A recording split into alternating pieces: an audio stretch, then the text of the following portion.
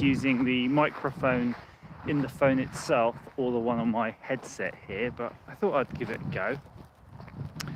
You can always shout to let me know if it's working or not, but what I thought I'd do is just let you join me on one of my walks here,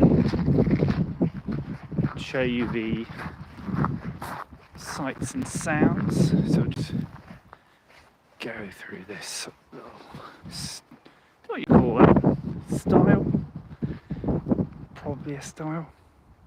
And it's of course Boxing Day. I'm not sure if it's the official Boxing Day or not, because that's bank holiday and that's been moved to Monday, but it's the day after Christmas, so no better time to try to get out and about and walk off some of that Christmas food that's currently wedged inside your gut. So I don't know if you've been indulging, I'm sure you have been, but I've decided to come out this morning with I basically stuffed my face full of a bunch of Pringles and the last of the quality street. So that's my energy store for this walk. This walk normally consumes around 750 calories, and I'm say about halfway through it. 6-mile loop. I must have been about halfway through now, and just bear with me. Hey Retro Boombox, how's it going? I know you're deferring Christmas a little bit, a couple of days, but that present opening ceremony awaits you. Lucky fellow. But yeah, bear with me, because just about over the hill here, there's actually quite a good view. And fortunately, it's a pretty clear day. It's not so cold, Winsome Hats, but then I don't know. I'd say it feels like 9 degrees, something like that. It's always a bit of a guess. Oh, we're almost there. You can just about see glimpses of a nice view there. Nothing goes quickly, by the way, when you're walking, really, does it? You can only go as quickly as you can. Sometimes I haven't been running for a while. Probably haven't been running properly for a year, but it feels, hey, Campaign TV, it feels very slow walking when you're used to running. It's a bit like riding a bicycle if you're used to having a motorbike. So I'll just do a little pan for you. Floating Fat Man, I do the outside so you don't have to. But look at that.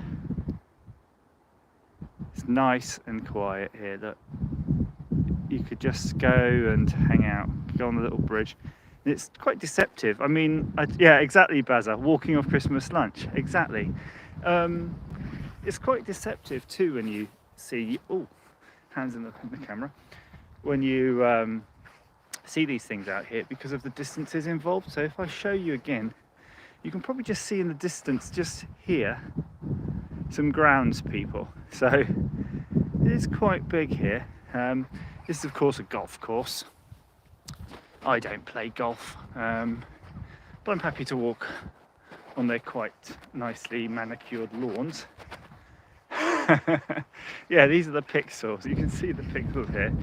Now, what's interesting is, of course, I'm connecting via 4G, and I know there's these black spots, so occasionally, or it just might just cut out totally, so it might just be a couple of minutes. But what kind of things did you get for Christmas, dare I ask? Did you get everything you wanted to from Father Christmas? That's the real question here, isn't it? I'm just going to take off my glove, get myself a bit more purchase on my phone here. There we go. Lee, I don't have clubs. Do you have clubs, Lee? Because I would have nearly walked up to your house. I would have cut across at Lower Lobsdown Farm, I think it would be called. I can't remember. But is that a good idea though? If I keep my eyes peeled, perhaps I'll find some nice golf balls. Yeah. If you find in some golf clubs, that means you're basically really stealing. I mean, I guess picking up a golf ball's technically stealing, but yeah, clubs. Oh, and it's getting a bit sludgy here, but that's fine. Oh, crikey. Now, I did take the kids out briefly yesterday for a walk, oh, You got your son visited. I have to admit, as a parent, when I'm asked what do I want for Christmas, I really don't want anything. I don't want anything. Please don't get me anything.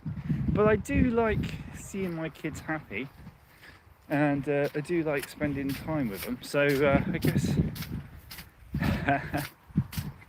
I guess that's a present for adult. Oh my god! But yeah, I took them out yesterday, and the ground was muddy but frozen, which was okay until that frozen mud smells. I'm glad to hear that you're not a golfer. To be honest with you, nah. It's just I don't see many gamers as golfers. That's basically it. Oh, don't take. Yeah, you can get done for taking them off the ground.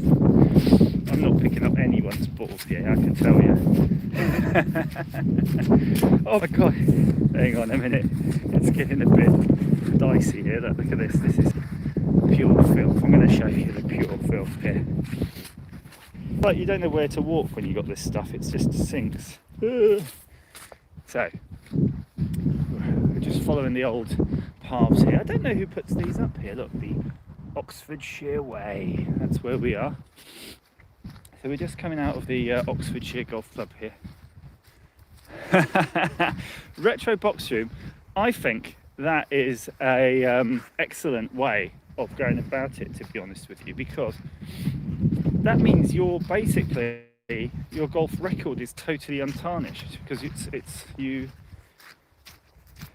got your hole in one, and now you're basically the best at golf, as far as as far as your history is concerned, right? It just means you've played whatever, however many once, and you got a hole in one. That's 100%, I reckon. But you're going to be playing any games later? Because I have got a whole bunch. Yeah, 486 links Bazza is the way to go. Retire at the top. Definitely retire at the top. Now, I do have the intention of playing some games later. So I don't know what you got, but I got my kids a bunch of games because I know I'll be able to play them for a little bit. I'll get bored and then they'll just continue. The one I didn't expect to be as good as it is Metroid Federation Force on the Nintendo 3DS. So I don't know if you've tried Metroid Federation Force. And what it is, you're the characters who support Samus. So when you remember in the Prime games, you had Samus, and Samus was fighting and doing all that, and then there was basically these guys in grey suits who would come after her and sort of help clear up the bad guys. You basically play those guys, and it's really cool because what it is, it's a cooperative multiplayer game if you've got enough cartridges locally. And oh, God of War, I hear that's really good. By the way, on the regular consoles, I got Civ 6 or Civ 5 on the Nintendo Switch, and I got the Red Faction Guerrilla for the Xbox 360, another copy because I want to play Link Play. But yeah, just saying, Metroid Federation Force is absolutely superb. Sorry, just starting across the road here. Is absolutely superb, and it's really rare, oh my god, is to get those cooperative multiplayer games with the local play. Because now, everything's all about online, and I'm always aware, especially if you're into the sort of retro games, that they're going to turn off those online servers, aren't they? Yeah, I really like the look of that. I'm sorry, I just got to show you how I'm walking here. I'm doing a kind of I'm penguining it to avoid stepping on the path.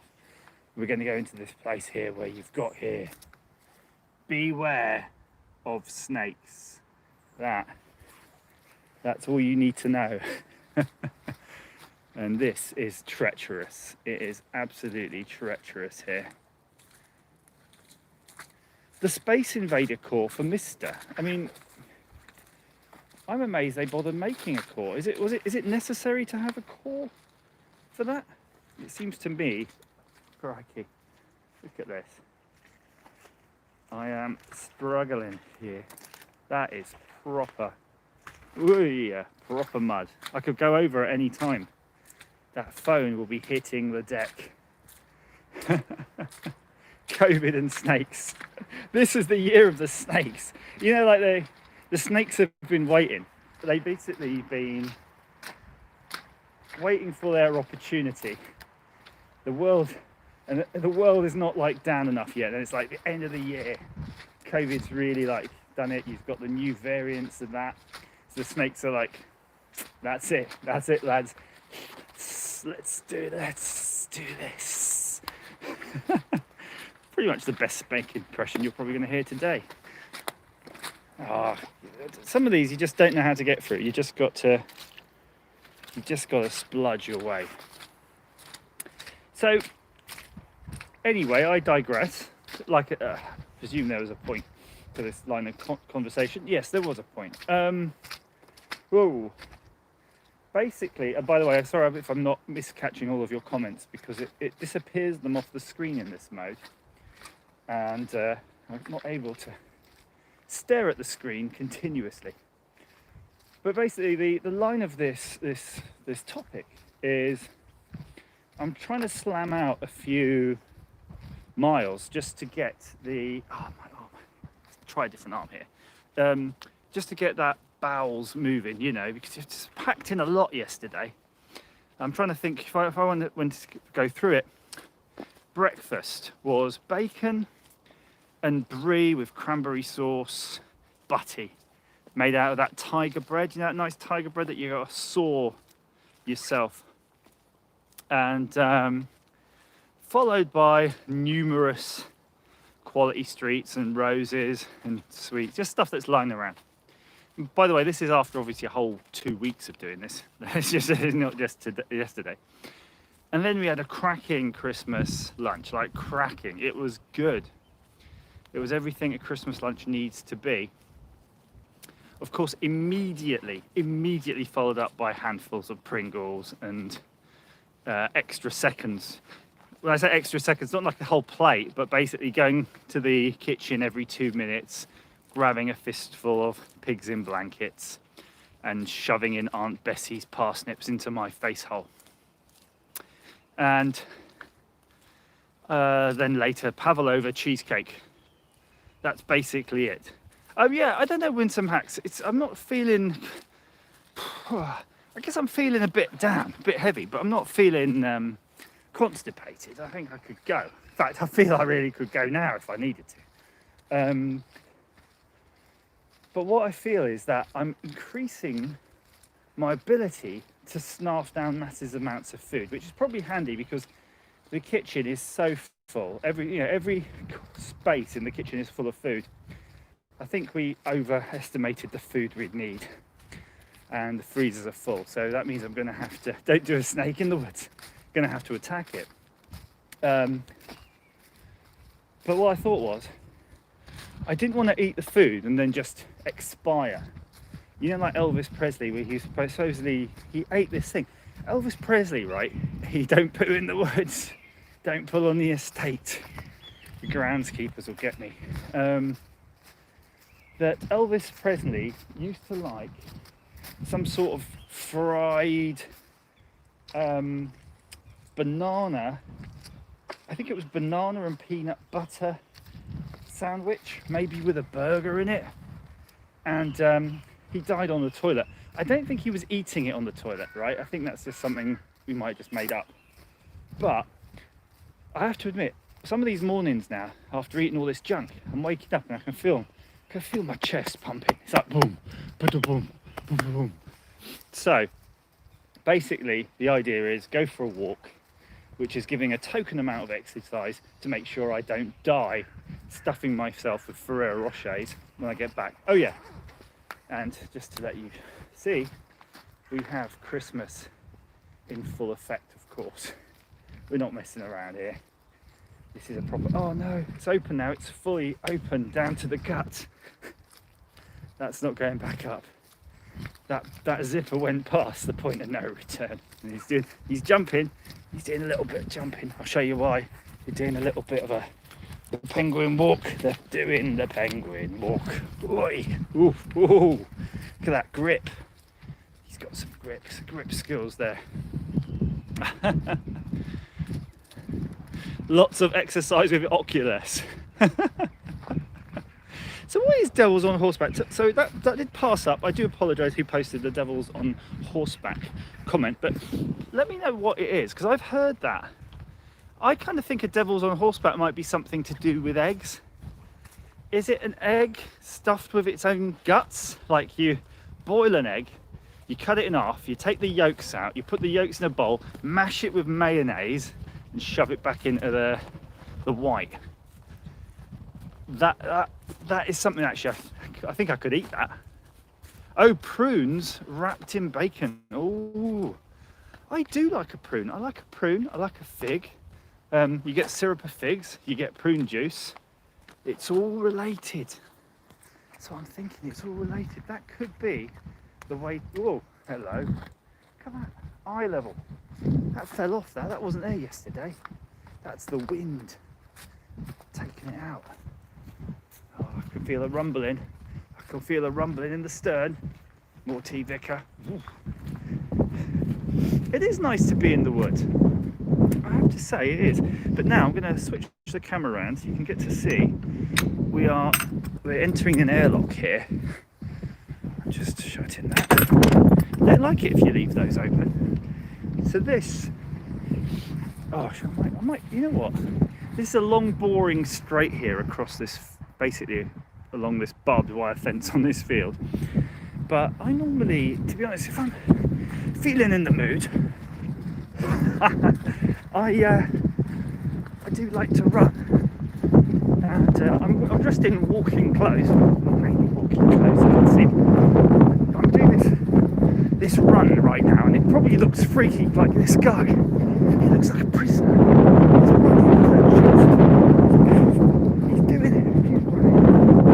He's making it. He doesn't have his Garmin on, so it doesn't count.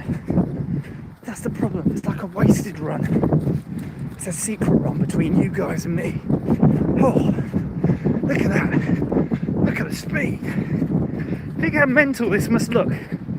Someone holding their arm outstretched with a phone. Oh, he's getting up off. Oh no. Gotta keep going now.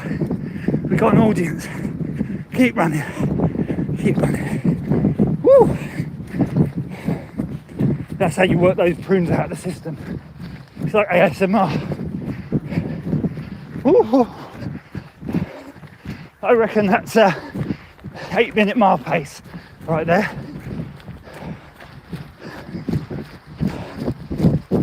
He is pacing. He's going for it. Can't look at the screen.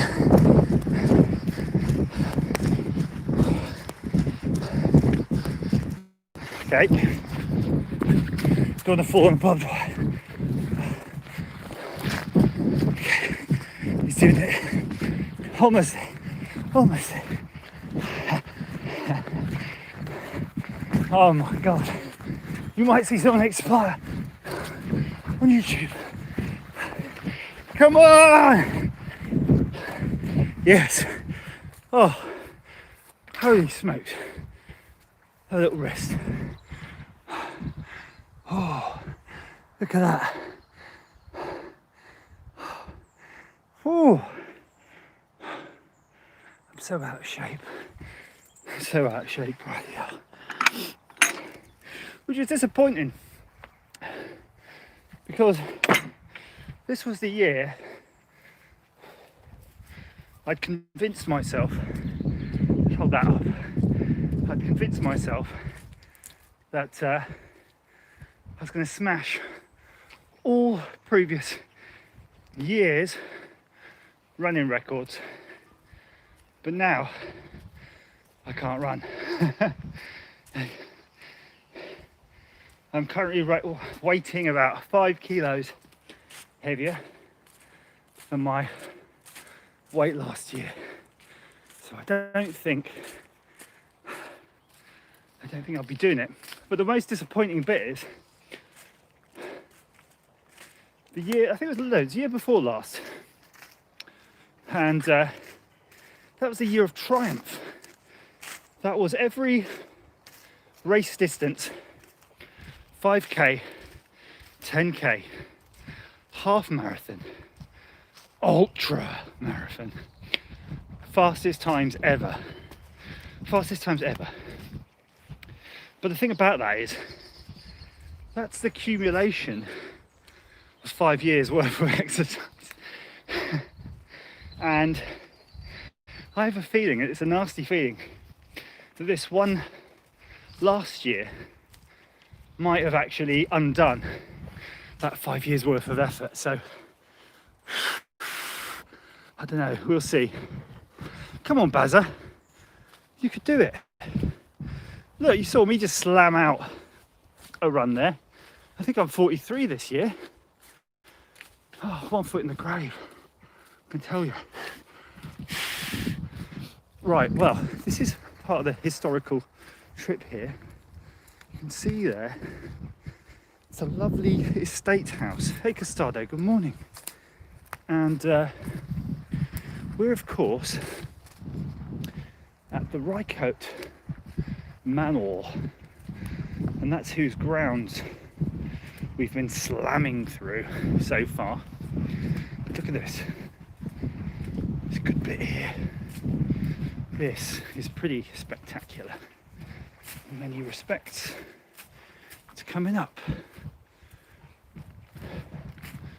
Look at this chapel. I'm going to stay here for a moment to show you. Look at those on the corner. Hopefully you can see those. Look at those flags. It's nice here. This is the place where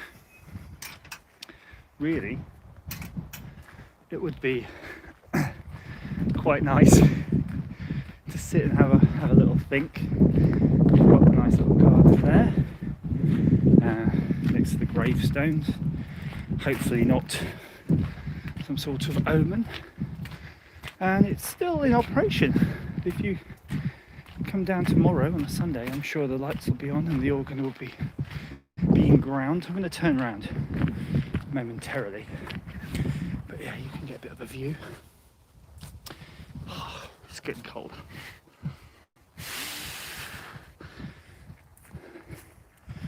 But let's have a look. Look at that. This is Oxfordshire. If you've not been aware, and it's just basically a nice place. Look at this, beautiful, absolutely beautiful. That's the sort of house you need proper money to own, but considering you own the entire estate here of however many acres, you're probably not too worried about that. Oh my word. Who's 50? That's not you, Costado. You're not 50, are you? No. Thank you, Bazza. So Bazza, I want to tell you a story about this area. I've lived here around, I'd say 13 years, maybe more. And no way. See you, retro box room. Costado, I hardly believe that. And basically, 48 Lee, 1 foot in the grave.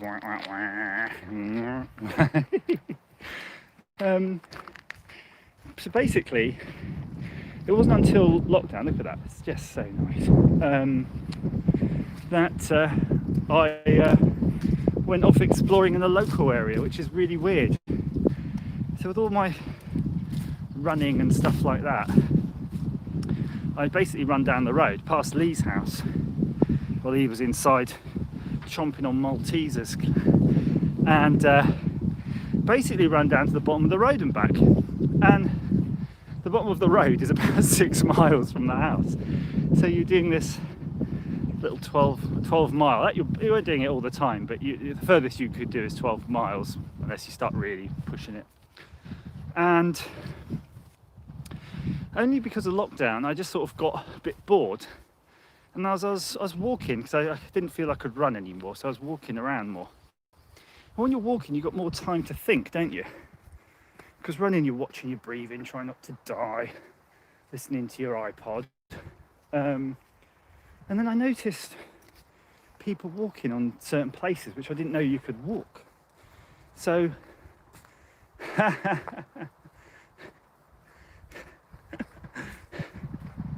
I'm gonna knock on your door, Lee, next time. Say, Lee, come on, get your trainers on. We're doing this. Run into the pub, having a fish and chips. How about that? Oh, that sounds good to me. And what I started doing is just trying to work out where these people were going for their walk, how they were getting there. And then I started noticing all the public bridleway things, and some of them are really hidden. Like, you have to go down a farmer's house, down his yard, through his bathroom, and there'll be a gate, and that's the gate you need to access. So I basically discovered those routes. Oh, hello. There's a horse shouting at me. See if we can see the horse. There you go, you got some horses there. You got some horses. I mean, that's how I discovered this, and it's pretty much a circular route. So what's good is I start from my house and totally end up at my house. So, but the irony is, of course, the point of the story was that it's been on my doorstep this whole time for, say, over a decade, and I'm sure I haven't even scratched the surface of what's here. If I don't, yeah. I'm quite into this route, by the way. It's about 6 miles door to door. It's very convenient in that if you're training for any type of event, it's got everything you need, including the distance. So you've got a punishing hill, a set of less punishing hills. You've got the cross country through the forest. You've got definite cross country over fields.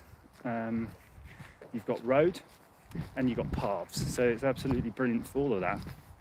And what you can do is, and I was doing this in the summer, I did it a couple of times, you can actually run an entire loop running. You know, you can do it in under an hour. It takes about 2 hours to walk. You can do it in under an hour if you run. But if you're doing any of those Endure 24s, an Endure loop would be about 6 miles, 5 miles. Which is a little bit longer. But if you basically can wake up on a Saturday morning and do 7 loops, you've run your Endure. So you could definitely work your way up to that. It's pretty lazy of me not to do it, considering it would just be, say, literally outside of your house. Right, here's an interesting thing for you city dwellers. This is an electric fence here. Those are horses in that field. But basically, in the summer, this electric fence wasn't there, and this field was full of stuff, of plants, crops, of course. And what I believe they've done, because I can see the electric fence up, I believe they're letting the field go fallow, and the electric fence is up because they filled it with sheep. So the sheep have moved from other fields, they move them over here, and I think what happens is the sheep kind of eat that crop that they planted in there in the summer that's died back now, do the poops, rummage around, maybe they leave it for a year, depending on that cycle, and then next year they'll plant something else in it. So I hope that's been of some use of sort of this countryside knowledge for you. This is like John Craven's Country Farm. But yeah, I suppose arguably you could say I live in the country. Now, let's talk about espresso, Craig, or espresso, sorry. I get so used to hearing that X in there. People somehow squeeze in an X into it. But I do like a good espresso, and it's been really difficult getting hold of them during COVID if you're not prepared to make them yourself. And I've been very lazy doing it. Nigel, I saw just a comment flash up there. Were you talking about public walkways and rights of ways? Yeah, I think it should be definitely encouraged, because some of these were really hard to find and you wouldn't know they're there. And I know it'll be contentious, but many years ago I used to have quite a lot of Land Rovers, and I used to like doing them up and restoring them. And by the old sort of classic ones, we're not talking like the massive ones just bombing through at 100 miles an hour, tearing up the countryside, just a little Series 3 military one, small, neat, quiet-ish. And we used to take those on places on the maps, because of course it wasn't so easy to get hold of the Ordnance Survey type maps back then. And a lot of those were like totally closed off, like you couldn't really approach them, and we would make a new path through it, really, basically just open it back out. And some people even had tools with them, you know, you could bring saws and shovels and just clean it all up, open it all back up again. And I thought that was really good. So it's one of those things, people don't like it when it's abused, but then if people don't use them, then it dies away. It's like this, where I'm walking here, for example, I can see bicycle tracks going on, and I don't know really if you're allowed to have bicycles, because sometimes they say no wheeled vehicles, and I think a bicycle counts as a wheeled vehicle, sure.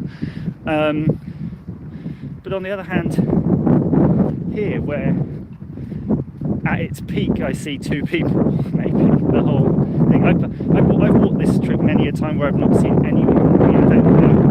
We didn't pass anyone yet today. It's Boxing Day. But it's almost like you've got to relax the rules a little bit to let people start using them again, and then monitoring that if it gets abused. There's a bit further on, which hopefully the stream will still be running by then, because I know I'm going to go through a 4G black spot, where it's pretty much all across the field, but there's some of those crossings, you know, you have to cross over a fence, and there's a bit of wooden style, and it's almost inaccessible. It's like it's totally damaged, and I don't know actually who repairs them or how to repair them, so I would be interested in finding out how, and I'll just walk down there with a bag of screws and some tools. It's not far from my house, and I could fix that, but I don't know if I'd be literally stepping on somebody's toes by fixing it, because you don't want to set yourself up as doing something naughty or have some sort of legal liability once you fix that. If someone hurts themselves on it, you get sued. It's just that sort of nonsense you want to avoid. But yeah, it would be worth finding out, because I reckon that there must be billions of walks around here that are dead now. Oh my word, look at this. This is what you don't want, though. So if you have a lot of vehicles going through, I mean, this is a farm, so these are tractors, so that's fine, it's their business. But this is not, as a walker, you don't want too much of that. And that's what would happen if you got too many unauthorized vehicles bombing through somewhere. But I don't know, it just could be managed, right? It could be managed somehow. Put some gates on, open the gates part of the year. Maybe in the winter you shut off the gates from the 4x4s and just let them in the summer, when it's not going to damage the ground so much if it's an issue. Yeah, this is quite a bit of filth going on here, but I'm not going to complain. How would you avoid that?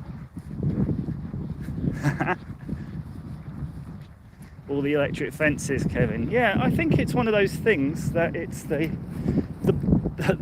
bark is stronger than the bite sometimes, but if you do a tough mudder, I'm trying to do my coat up one-handed, it's starting to rain. If you do a tough mudder, in fact, let me just pop you down here. There. If you can still hear me, because I still haven't decided whether it's the microphone on my headset or the one in the phone. At the end of a tough mudder, they have this thing which is like a wooden tunnel, like a pergola or something, and it's full of dangling wires, and those wires are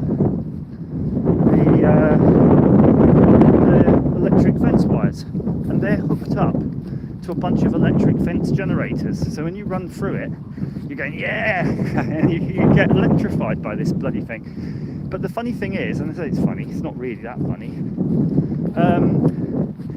you totally freak out. It freaks out all your muscles. So you can't ignore it. That's the problem, right? You can ignore it. I'm like ignoring it like it's a sting. I'm ignoring a sting, right? You can ignore a little sting. It's the involuntary spasms in your legs and body that make it tricky to get through because you're flailing around.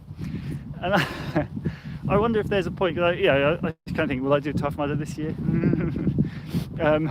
Is there a point where you shouldn't do it? It's gonna like knock your heart out or something? I mean, at least there, because it's the last thing at the finish line, there is a bunch of people. But I have to admit, I've only done it once, because once you do it, every time you do a Tough Mudder, you get like a different colour headband. There's a prize, as your medal. And that opens up different activities to do during it. So basically, at the finish line, there's this more advanced thing, which is involving, I don't know, it's like swinging across this thing, but it's like the massive airbags, the big stuntman airbags. It's quite high up you are, and there's a rope, and you're supposed to swing a rope from one side to the other, something like that. And they've got these stunt airbags underneath it. And yeah, the idea is you swing across that. I know I'm not very strong by the end of the thing. I'm not going to swing across nothing. So I just, they let you do this, by the way. You can do a stunt flop onto the bag because it's fun, right? And that's what I like to do. I do a little stunt flop rather than the electrification. I think that's safer for a gentleman of my passing years. Mythbusters totally busted that. What did they bust, Floating Fat Man? The weeing on the fence. I think if you could maintain a steady stream, because that's the thing, if you slow down your wee with one of those fancy cameras, look at this. I've got to show you this. This is where I got married. This is where I got married. I don't normally stop here.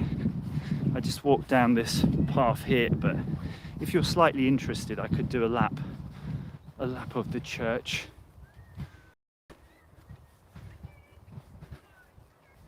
Oh, I can hear people. Look at this. Yeah, that's where I got signed up to the Union of Matrimony. Let's have a little look here. I don't want to come in here if it's people, visiting their relatives here.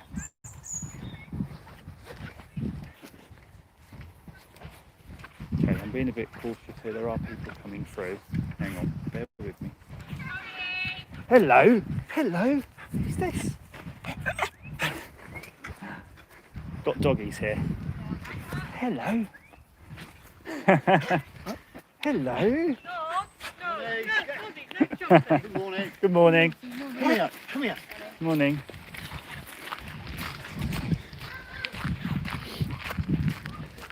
Okay, I think I'll not do that. You can persuade me to do a science experiment if that science experiment doesn't involve weeing on an electric fence, or if it does involve weeing on an electric fence. I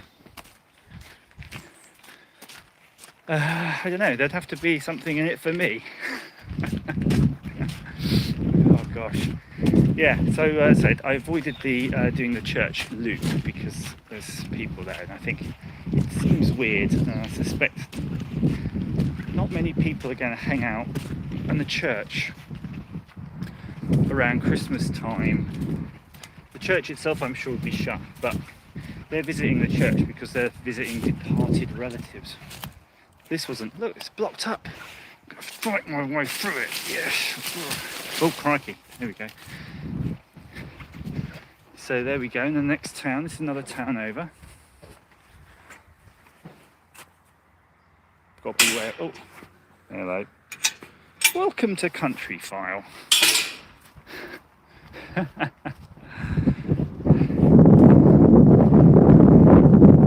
Look at these bloody things. These are molehills, and you get them in the garden. I don't know, do you get molehills where you are? I don't know if molehills are a universal thing throughout the whole of the UK or whatever, but every few years they seem to start erupting, and it becomes like an episode. It becomes a bit like, that's Tiddington over there. That's Tiddington. You'll see it in a little bit more detail here. Basically, think of Vicar of Dibley. If you've ever watched the Vicar of Dibley, this is what this whole area is like. Every sort of town here is like the Vicar of Dibley, and you have all of the same characters. You have the vicar, you have the treasurer. I don't know. Oh, there you go. It's got some sloppy ground here.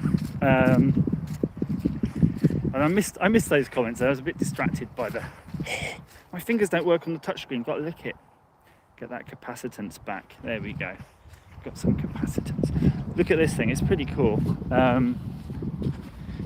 You're in some fields there. There's the golf course over there. Sorry, golf course. The cricket club over there. The bull is not here at the moment. I don't know where the bulls have gone. In fact, I don't know where any of the cows and stuff have gone. They've taken them away.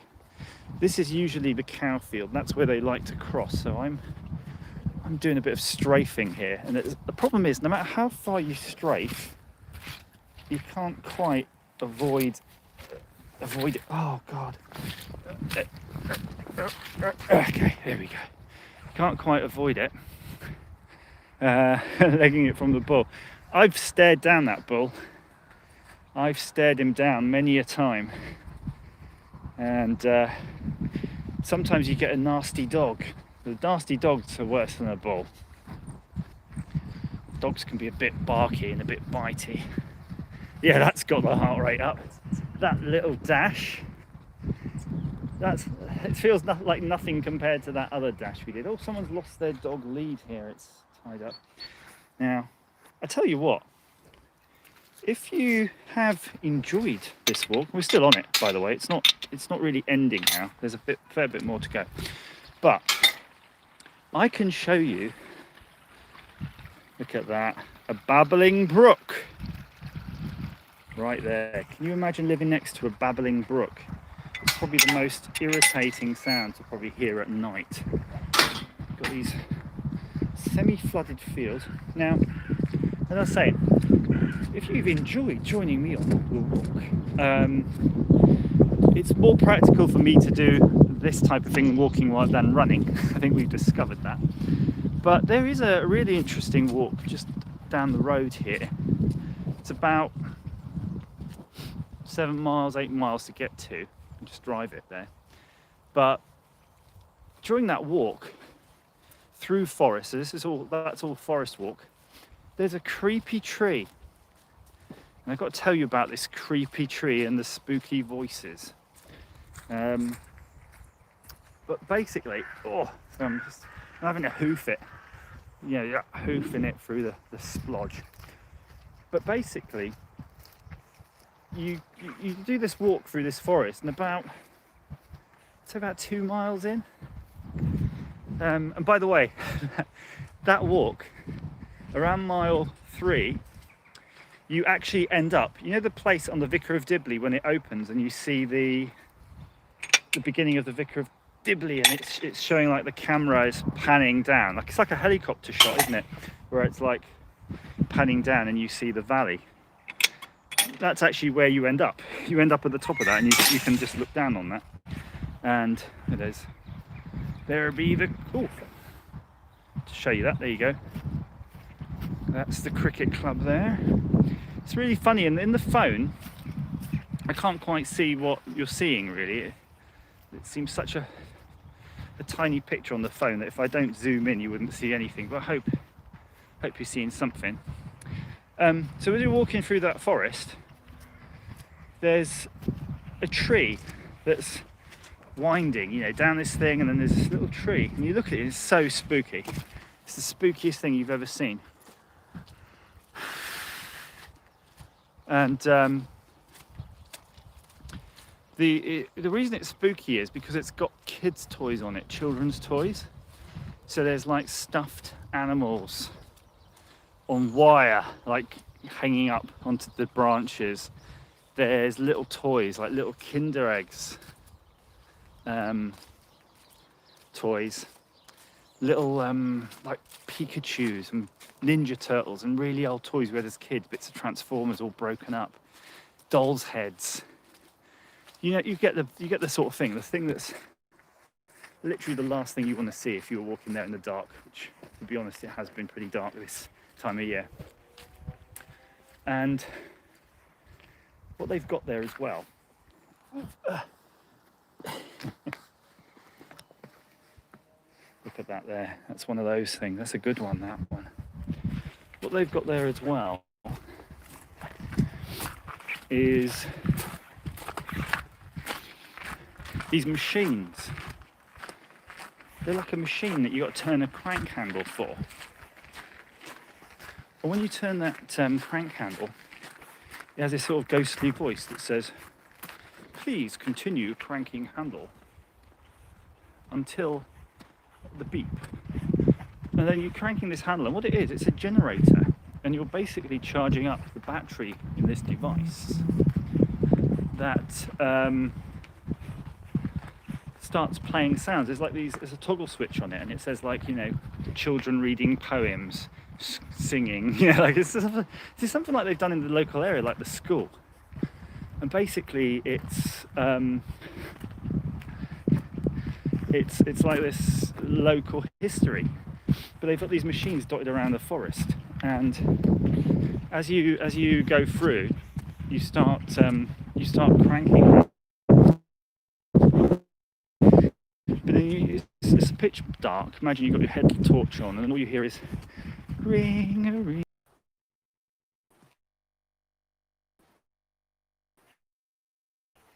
Oh, zone I was telling you about. Interesting. We'll get through it, but it'll be interesting to see how far before it does it again. I think it's going to do it again, to my gut feeling. This is the one spot where is that right? Is that right, Bazza? There's not much going on right now, so I can look at your questions, by the way. It's just you're just going up a hill, so if you've got any questions, now's the time. By the way, I think it's worth talking about one of the presents I got yesterday. It's really quite good, and I got a fully functioning Plumbus mug. Now, I don't know if you've seen one of those from Rick and Morty, but they're actually really quite good. Oh. Hello, cat. Hello, cat. Yeah. Is it that bad? I want to show you this. I really hope I hope it's live. I hope it's working. I'm not getting feedback from this, but we're at the top of the hill now. Is it a plum? Oh no. I want to show you these horses. Look at these guys. Look how tiny they are. I'm going to stop moving, so maybe it'll improve. But look at the tiny horses. They're like so wee. They're wee. Literally a horse that's about the size of a big dog. Or is it a pony? I don't. Horses, ponies, asses, donkeys. I really don't know the difference between them too much. Although you get different kinds of horses, because you get Shire horse, which are the most powerful horse. But I'm saying that, but like what kind of horse would they have for war? You know, like when they had knights, because you'd want a really massive horse. That would be scary as hell, wouldn't it? I think that would be half the scariness of a knight, is the size of his massive horse. Oh, Shetland ponies. I like the Father Ted references, by the way. It's good to see I'm in good company here. And also, I wanted to let you know, I was watching something this morning that had Richard Ayoade in it. And an interesting Richard Ayoade fact is, apparently, Des Lynam wrote the IT Crowd with him in mind. Now we are going, this is proper off-road, by the way, now that we are, this is cross-country. We're in the cross-country section. And we're nearly there, actually. We haven't got much further of this walk to do. But yeah, so Richard Ayoade, who is a writer, or was a writer, because he's definitely in stuff now more, or was for sure with the IT Crowd. Apparently he was, that way he talks in his awkwardness and his stuttering and mumbling apparently is real. That is kind of how he is. So in IT Crowd, he just plays himself as Moss. That's all he is. So I think that means, that's nice in a way. It means there could be hope for us. Hope for us yet. Us mumblers, stutterers. God, my ears are getting cold.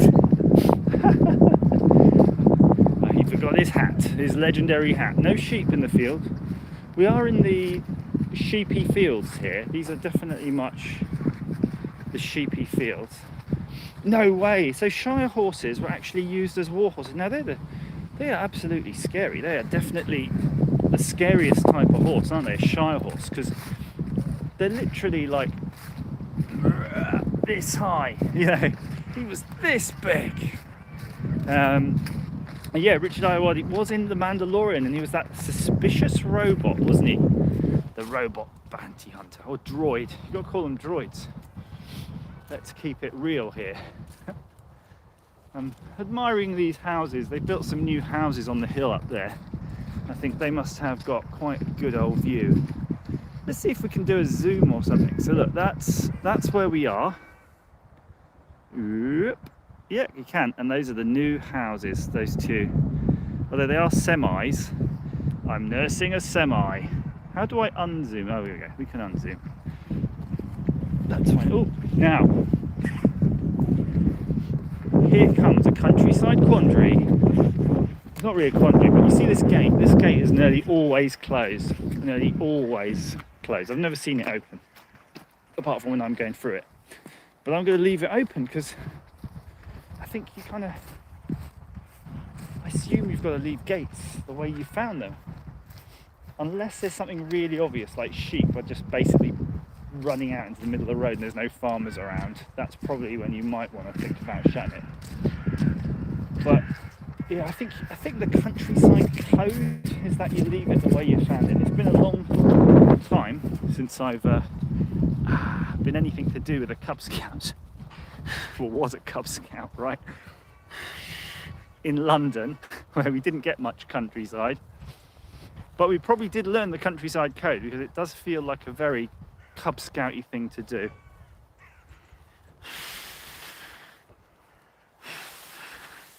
But Bazza, that mysterious things hanging from trees is in the other place. I have to take you there. But I would like to show you this. This is an interesting thing. I always quite like this. Look at this fence. You don't see it so much in the summer because it's all hedgy. But look at this. This is a traditional hedge fence thing, I think. I think someone's made that. You have to bend over the hedge onto itself, and then you make this kind of its own natural barrier, which I think is quite spectacular. Oh no, it's very hard to do one-handed. There we go. We can do it. We've got the skills. There we go. All right. We are on the final straights here. We're almost there. I think you must have joined me on the Oxfordshire, weren't we? We were on the golf course, so you're probably about halfway. You're doing really good, actually. We're doing really good with this internet. 5G, 6G, whatever we've got here. I know, actually, I can show you that there is the tower. That's the signal cell tower. So we've got plenty of internets now. It should be pretty good quality, I'm hoping. It's all down to your phone at that point, but I hardly get broadband at my house, so you can't see it. Well, that's good in a way, and we don't want to see it in the country. I want to give you the illusion that we're in a technological backwater. Other than my internet, we do seem to get okay stuff on the cell. Right. Well, I don't know if I can see it anymore now from this angle. Just a slight change of angle puts it some trees between me and it. Did you close my gate? Or didn't you? Didn't you close my gate? The bit that I just find so amazing, and I never really appreciated it before, is that walking through here through the year, I've just seen so many cool things. I've seen like the leaves change and the crops change and stuff growing and stuff dying, and you wouldn't think it would happen so quickly. I'm not really a gardener, and I don't plant tomatoes and stuff, but you get to see it playing out here, and it's more than one thing. They don't just grow one thing in the field necessarily in the year. It could be other things. Oh, I see somebody. That's the first time I've seen somebody. I don't know if that's a farmer. Let me show you this. Part of the trip here is getting over this. It's a bit ropey, and we've got to get over a little bridge. Here we go. That was okay. That was not too bad indeed. So there is a farmer over there, someone with their dog. I'll try not to be too loud. But there's also some beehives here. I think that's quite marvellous, looking at the beehives in the summer. Enjoying those. And it's funny how you feel so self-conscious when there's other people around. You don't want to disturb their walk, and obviously you don't want to look like a knob end.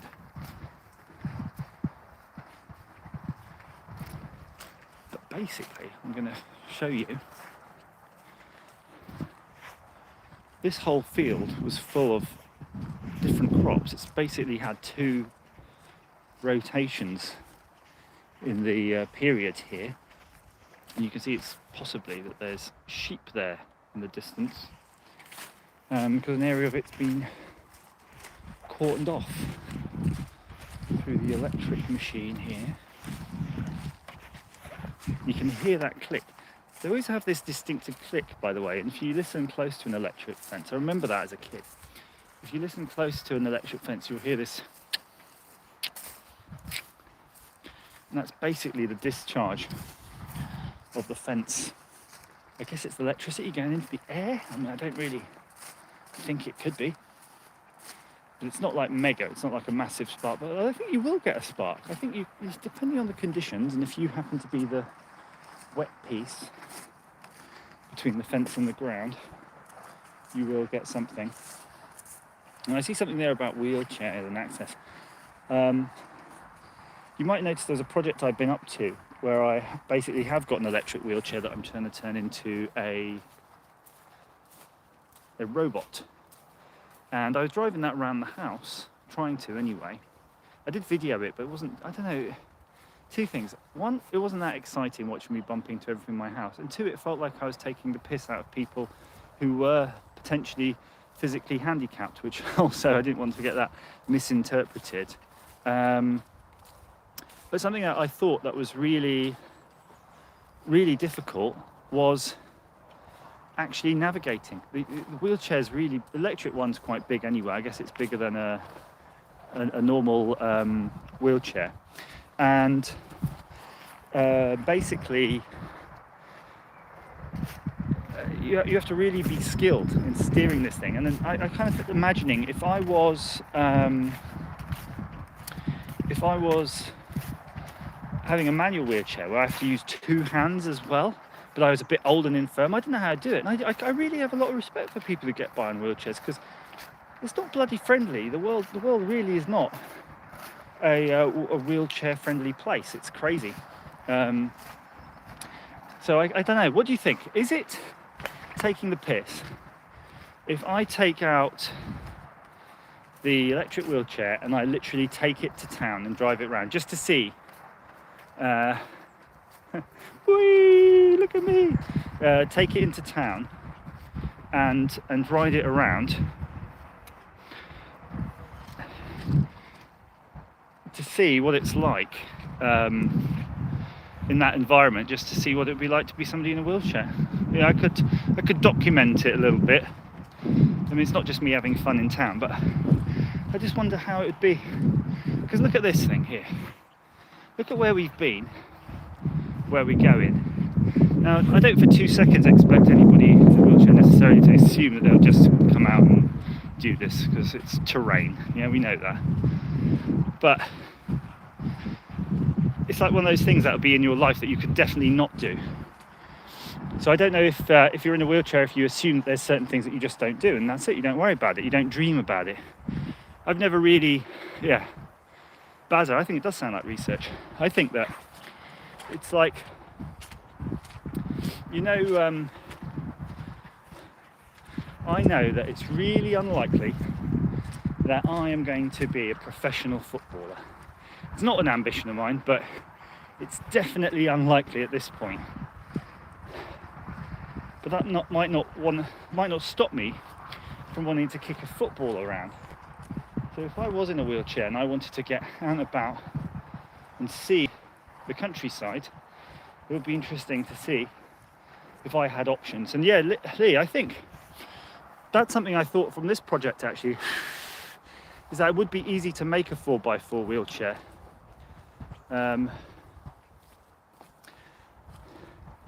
Yeah, Bazza, yeah, I think that's yeah, that's a good point too. The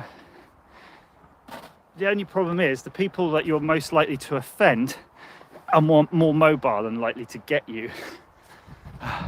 That's kind of a joke, but a bit not a very funny one. Hey Becky, Wintermax. Yeah, and that's the other thing actually.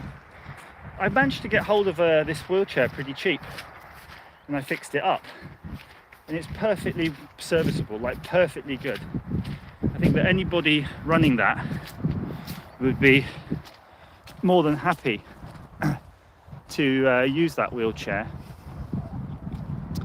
And I feel super bad. I feel super bad now. Breaking it, I'm going to be breaking it. So there's that little bit of guilt as well now that I'm doing somebody out of a wheelchair that I could donate and give them mobility. But I like to think our society is set up to look for those people already, hopefully. So this is a hotel here. Yeah, I'm definitely a creature, Becky. Yeah, Costado, you're right, that is true. I'm a novice. How dare I think that I could just suddenly be skilled in the wheelchair? And that's a really good fact. That is actually true. That is absolutely true, Costado. You've got that. How do I not know? In fact, that's why I should reassemble it and take it out and about, because it's like, how would you know? If you really haven't experienced it, you're just assuming everything's going to be crappy and horrible, not being able to get around. But actually, it might be totally the reverse. And you'll be fine with it. I'm just going to show you here, because we're so near the end. We're so near the end of the walk. It's pretty much is the end of the walk. But I'll just show you, this is quite cool here. This was like a ghost town. This is a hotel. Yeah, Lee, I used to be a member of the gym here, but I'm not a good gym motivated person. Do you know what I mean? I don't really have that willpower to go to the gym unless there's somebody there and they're shouting at me to make me do it. But running is a good one because you basically start off somewhere, and then once you're a certain distance away from your house, like this walk really, you end up where you basically it's quicker to continue. You have to continue, right? You can't turn back. So like this walk now, this is where I was walking down there, I'd done it. Now I'm back here. I'm going to turn around and show you the hotel because it's quite nice. I quite like it. I don't really go in it because it's expensive, right? Why would you go? Have you ever drunk in a hotel? Well, let me just show you. Okay, so look at that. Nice. So if you're in Oxfordshire, you can come and stay here. There we go. So I think this is probably where our walk will end. I'm absolutely gobsmacked that so many of you have actually stayed on the stream with me today. It's been actually quite wonderful. So I really hope that you had an amazing day. You enjoyed all of your presents. You ate all of the foods. I know Craig was eating some of that. I know I was too. Floating Fat Man, always enjoyable.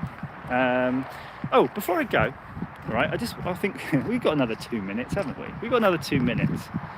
What I wanted to say was, I've really been watching the Orville a lot. You know, I sort of not quite caught up fully with it. Oh, a huge hamper of food. Becky, I haven't even started on the hamper. We've got so much food. I think we've got about 3 weeks worth of food now. I don't know how, we've got to pace it somehow. There's no point trying to just eat it all at once. You make yourself super sick. Yeah, put the kettle back on, Lynn. So yeah, I've been watching the Orville, and I've been thinking that's just an amazing show. But the thing that dawned on me, and there's a comment I made recently, was I think the Orville is the most Star Trek show on TV right now, including all of the Star Treks. So I'm going to leave that with you. That's my ponderance. I think the Orville, like you said, Floating Fat Man, is the true Star Trek successor. The plot lines are, to be honest, more TNG than ever. But the nice thing is they go there. They're a bit more dark. Although it's supposed to be a comedy, it's not really. I thought the first season had a lot more cheese in it, but they've got rid of the cheese. He doesn't need it. It's just got the natural elements of comedy that life has, because people, I think, are quite amusing. That was probably lacking in a lot of the Star Trek stuff. You know, because I think people would still piss around a bit, and they don't seem to do any of that. So, oh really, is that right, Floating Fat Man? So it almost feels so Star Trek that my wife didn't know anything about the Orville, right? We started watching it, and I was watching it, and she was like, there's something weird about that Star Trek, you know. She said it's a bit weird. It's like a little bit slapsticky, isn't it, for Star Trek? And I was like, yeah, it's not Star Trek, but no, it's good. I quite like I like Discovery actually. I don't mind it at all. I know people hate on it, but I'm fine with it. More sci-fi, I'm good with, absolutely. All right, okay, guys, I really am going to go now because I've got to get home. I'm almost there. But yeah, say, have a great holiday. Ping me up on Discord or Twitter if you ever want to chat about anything. Kevin's saying go for. Yeah. I'll see you later.